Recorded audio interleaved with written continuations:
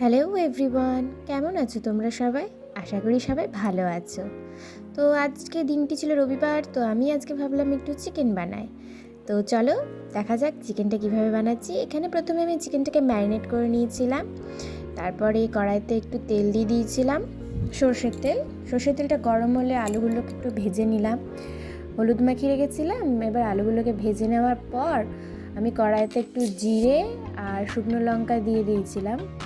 তারপরে পেঁয়াজগুলো দিয়ে ভালো করে নাড়াচাড়া করছিলাম।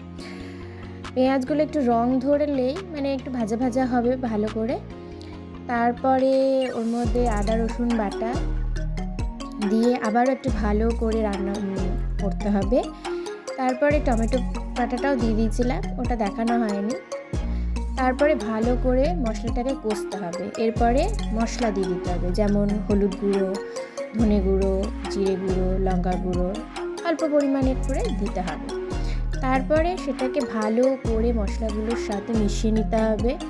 এবার মশলা থেকে তেল ছেড়ে দিলে তারপরে চিকেনগুলো দিয়ে ম্যারিনেট করে রাখা চিকেনটা দিয়ে আমরা আবার ওই মশলাটার সাথে ভালো করে কষাতে হবে যতক্ষণ না তেল বেরোচ্ছে মাংস থেকে।